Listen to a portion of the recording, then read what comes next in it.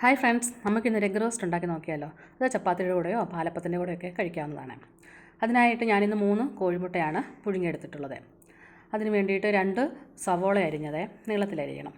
അതിനുശേഷം അതിലേക്ക് ഇഞ്ചി വെളുത്തുള്ളി പേസ്റ്റ് 1 സ്പൂൺ, പച്ചമുളക് അരിഞ്ഞത്, തക്കാളി അരിഞ്ഞത്, കറിവേപ്പില, ഉപ്പ്, മഞ്ഞൾപ്പൊടി, മല്ലിപ്പൊടി 1 സ്പൂൺ, മുളക് പൊടി 1 spoon, 1/2 spoon garam masala, 1 spoon വെളിച്ചെണ്ണ. ഇതെല്ലാം കൂടെ ഇട്ട് മിക്സ് ചെയ്ത് നമുക്കിത് 10 മിനിറ്റ് റെസ്റ്റ് ചെയ്യാൻ വെക്കണം.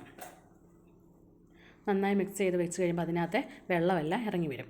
അതിനുശേഷം നമുക്കൊരു പാൻ അടുപ്പത്ത് വെച്ച് 1 സ്പൂൺ വെളിച്ചെണ്ണ ഒഴിക്കാം.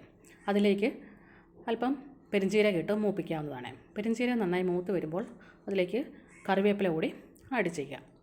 അതിനുശേഷം നമ്മൾ ഈ മിക്സ് ചെയ്ത് വെച്ചിരിക്കുന്ന സവോളക്കൂട്ട് അതിലേക്കിട്ട് കുക്ക് ചെയ്തെടുക്കണം. അത് ചെറിയ തീയിൽ വെച്ച് നമുക്ക് കുക്ക് ചെയ്യാവുന്നതാണ്. ഒരു 5 മിനിറ്റ് ചെറിയ തീയിൽ വെച്ച് കുക്ക് ചെയ്യാം.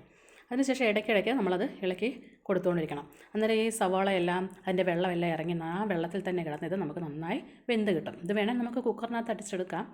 പക്ഷേങ്കിൽ അതിലും ടേസ്റ്റ് ഈ പാനിനകത്ത് തന്നെ ചെറിയ തീയിൽ ഇങ്ങനെ വെന്ത് കിട്ടുന്നതാണ്. ഇതിപ്പോൾ നന്നായി വെന്ത് കിട്ടുന്നുണ്ട്. അതിനുശേഷം ഞാൻ മുട്ട പുഴുങ്ങിയത് അതിലേക്ക് മിക്സ് ചെയ്തു. എന്നിട്ട് നന്നായി ഒന്ന് ഇളക്കി 1 മിനിറ്റ് ഒന്ന് ഇളക്കി അതൊന്ന് വെക്കാം. അതിനുശേഷം ഇതിൻ്റെ കറി ഇപ്പം നന്നായി റെഡി ആയിട്ടുണ്ട്. കൂട്ടുകാരെല്ലാവരും ഒന്ന് ട്രൈ ചെയ്യണം.